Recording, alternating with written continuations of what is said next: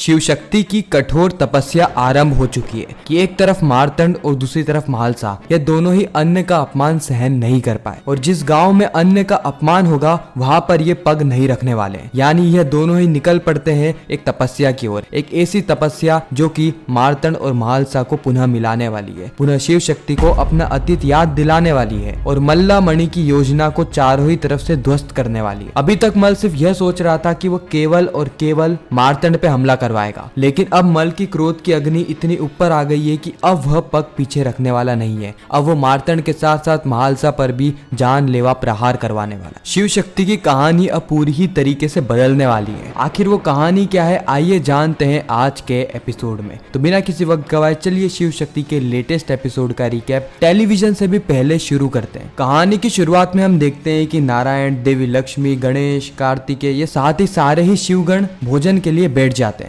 इस वक्त तक इंद्रदेव को आने में विलंब हो जाता है। इंद्रदेव देखते हैं कि पहली पंडक तो बैठ चुकी है और इंद्रदेव इतने स्वाभिमानी है कि उन्हें दूसरा नंबर अच्छा नहीं लगता। वो मन ही मन में कहते हैं कि ये गणेश, कार्तिकेय हमेशा हम लोगों से आगे रहते हैं। अब हमें हमारी बारी की प्रतीक्षा करनी पड़ेगी। जब तक ये लोग भोजन नहीं कर लेते तब तक हमारा नंबर ही नहीं आएगा। दूसरी ओर हम देखते हैं कि म्हालसा के पिताश्री यानी सरपंच जी इंद्रदेव को देख रहे होते हैं और सोचते हैं कि यह यजमान यहाँ पर क्यों खड़े हैं, इसलिए वो सीधे जाते हैं इंद्रदेव के पास। वह इंद्रदेव से पूछते हैं कि यजमान आप कहाँ से आए हैं। उसी वक्त इंद्रदेव कहते हैं कि मैं पास ही के गाँव का प्रधान हूँ, मैंने सोचा कि यहाँ पर प्रसाद ले लेता हूँ। सरपंच जी कहते हैं कोई बात नहीं, ये पंगत खत्म होगी उसके बाद हम दोनों प्रधान साथ में बैठ के भोजन करेंगे। इस ओर हम म्हालसा और मार्तंड को देखते हैं जो कि भोजन लेकर आ गए होते हैं। ये सभी लोगों को भोजन परोसना शुरू कर देते हैं। सबसे पहले म्हालसा और मार्तंड पहुंचते हैं नारायण के पास और जैसे ही नारायण को देखते हैं मार्तंड को थोड़ा अजीब सा लगता है, जैसे कि उन्होंने इन्हें पहले भी देखा हो। अगले ही पल जब वो स्वयं लक्ष्मी देवी के पास पहुंचते हैं तब उन्हें वापस से ऐसा लगता है कि उन्होंने इन्हें भी कहीं देखा है और ऐसा कर करके गणेश जी, कार्तिकेय, ब्रह्मदेव, नारद जी सभी को जब भोजन परोसते हैं तो उन्हें ऐसा एहसास होता है कि इनसे तो मैं पहले भी मिला हुआ हूँ। लेकिन मार्तंड बहुत याद करने के बाद भी ये समझ नहीं पाते कि उन्होंने इन्हें देखा कहाँ पर है। इससे हमें इस बात का साफ संकेत मिल रहा है कि कहीं ना कहीं मार्तंड को अपने अतीत के बारे में याद आ रहा है। हालांकि अभी भी म्हालसा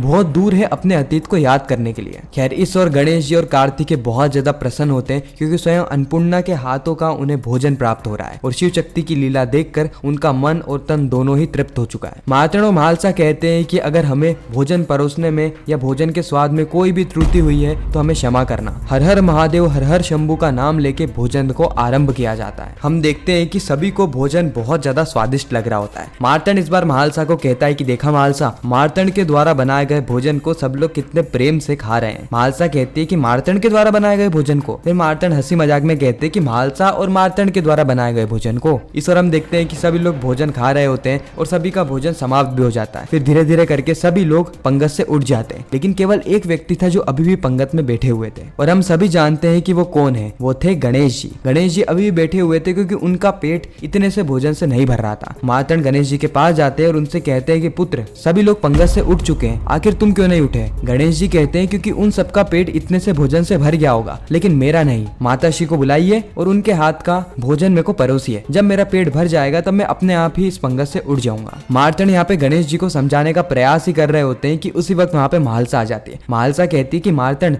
तुम्हें दिक्कत क्या है? अगर इस प्यारे से बच्चे का पेट नहीं भरा तो और भोजन लाओ, और भोजन खाएगा तो पेट भर जाएगा। वैसे भी यहाँ से कोई भूखा पेट बाहर नहीं जाना चाहिए। गणेश जी कहते हैं कि देखा माताश्री कितनी अच्छी है, उन्हें पता है कि अभी मेरा पेट नहीं भरा है, इसीलिए आप भोजन लाइए, मैं भोजन खा कर ही यहाँ से उठने वाला हूँ। अब ये बात तो सभी जानते हैं कि अगर एक बार गणेश जी खाने बैठ गए तो भोजन समाप्त हो जाएगा, लेकिन उनकी भूख कभी समाप्त नहीं होगी। अब दूसरी पंगत में हम देखते हैं कि इंद्रदेव भी बैठ जाते हैं। वह उम्मीद कर रहे थे कि शिव शक्ति के हाथ का उन्हें भी भोजन खाने को मिलेगा, लेकिन इस ओर हम देखते हैं कि शिव शक्ति यानी मार्तंड और म्हालसा तो गणेश जी में ही व्यस्त हो जाते हैं क्योंकि गणेश जी इतनी जल्दी जल्दी भोजन खा रहे थे कि उनके लिए ही दो जनों को बैठना आवश्यक था। इसलिए मार्तंड और म्हालसा ये दोनों ही गणेश जी के आसपास बैठ जाते हैं ताकि अगर इन्हें किसी भी भोजन की आवश्यकता हो तो ये दोनों इन्हीं को संभाल ले और बाकी भक्तों को किसी और को संभालने के लिए भेज दिया जाता है। यह देख के इंद्रदेव अत्यंत क्रोध में आ जाते हैं। इंद्रदेव कहते हैं कि सारे ही देवता और सारे ही शिवगण ने शिव शक्ति के हाथ का भोजन खाया है। उन्होंने स्वयं सभी लोगों को भोजन परोसा है, लेकिन हमें इन मानवों के हाथों का भोजन खाना पड़ रहा है सिर्फ और सिर्फ गणेश के चलते। गणेश ने तो शिव शक्ति को अपने आसपास बांध लिया है। यह तो हमारा अपमान है, घोर अपमान। हम इतनी दूर से यहाँ पर आए हैं शिव शक्ति का भोजन करने और शिव शक्ति हमें भोजन नहीं परोस रहे सिर्फ और सिर्फ गणेश के चलते। ऐसा कदापि नहीं होने वाला है। इस और हम देखते हैं कि गणेश जी भोजन करना शुरू कर देते हैं। गणेश जी इतनी जल्दी जल्दी सारा ही भोजन खा रहे थे कि यह देख के महालसा और मार्तंड इन दोनों का ही मुंह खुला का खुला रह जाता है। ये और भोजन लाते हैं और भोजन गणेश जी को परोस रहे होते हैं। गणेश जी वो भोजन भी खा लेते हैं, फिर ये लोग और भोजन लेकर आते हैं। ऐसा करते करते बहुत सारा भोजन गणेश जी को रख चुके होते हैं। यह देख के अब मार्तंड का दिमाग 7वें आसमान तक पहुंच गया था। मार्तंड कहते हैं कि पुत्र, हम यहाँ पर सिर्फ और सिर्फ प्रसाद बांट रहे हैं, हमें पूरे साल भर का राशन तुम्हें नहीं बांटना है, इसलिए हमने तुम्हें भोजन करा दिया है और तुम्हारा पेट भी तृप्त हो चुका होगा,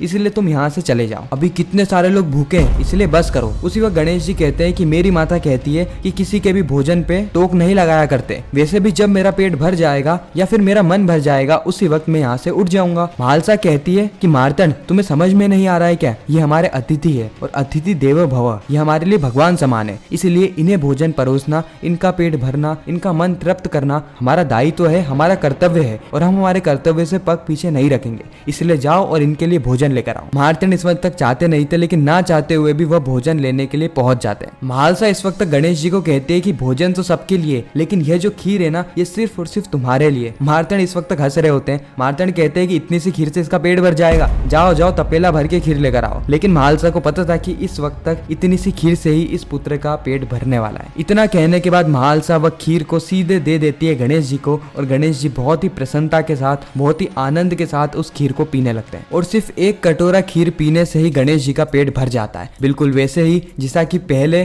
भी सिर्फ एक लड्डू खाने से गणेश जी का पेट भर चुका था, क्योंकि वह खिलाया था उनकी माता ने। मार्तंड इस वक्त तक ये सारी चीजें देखकर हैरान हो जाते हैं कि सिर्फ इतनी सी खीर से इसका आखिर पेट कैसे भर गया। अब इस वक्त तक जैसे ही गणेश जी का भोजन होता है, वैसे ही गणेश जी मार्तंड और महालसा के पांव छूने लगते हैं और जब गणेश जी महालसा के पांव छू रहे थे, उसी वक्त महालसा की आंखों से आंसू आने लगते हैं। कहीं ना कहीं महालसा को भी अपना अतीत याद आ रहा था कि सामने बैठा बालक और कोई नहीं बल्कि उन्हीं का पुत्र गणेश है और वह भी कोई महालसा नहीं बल्कि शक्ति है। इस और हम इंद्रदेव को देखते हैं जो कि अत्यंत क्रोध में आ जाते हैं, क्योंकि उनको शिव शक्ति के हाथ का भोजन खाने को नहीं मिला। इसीलिए वो थाली उठाते हैं, यानी जो भी भोजन उन्हें गांव वालों ने रखा था उसको वो उठाते हैं और उसको कोने में जोर से फेंक देते हैं और सभी लोगों की नजर इस वक्त तक इंद्रदेव पे पड़ चुकी थी। इंद्रदेव का क्रोध इस वक्त तक 7वें आसमान तक पहुंच चुका था। इंद्रदेव कहते हैं कि जिन्होंने भोजन बनाया है, मैं केवल उन्हीं के हाथ से प्रसाद ग्रहण करने वाला हूँ, कोई और अगर मुझे प्रसाद रखेगा तो मैं उसे ग्रहण नहीं करूंगा। यह देखकर महालसा, मार्तंड, पूरे गांव वाले, साथ ही सारे ही देवता और शिवगण हैरान हो जाते हैं। वो समझते हैं कि इंद्रदेव को क्रोध बहुत जल्दी आता है, लेकिन इस बार कहानी थोड़ी सी अलग है, क्योंकि इस बार मार्तंड और महालसा इंद्रदेव को प्रसाद नहीं रखने वाले, बल्कि अन्न का अपमान करने के ऊपर इन पे इल्जाम लगाने वाले। तो यही कहानी है जो कि हमें शिव शक्ति के आज के एपिसोड में देखने को मिलने वाली है और आने वाले एपिसोड में कहानी कुछ इस कदर बदल जाएगी क्योंकि मार्तंड और महालसा को अपना अतीत याद आने वाला है। खैर, आपको यह रिकेप कैसा लगा कमेंट सेक्शन में जरूर बताना। ऐसी ही डेली रिकेप्स देखने के लिए हमारे चैनल को सब्सक्राइब करना मत भूलना।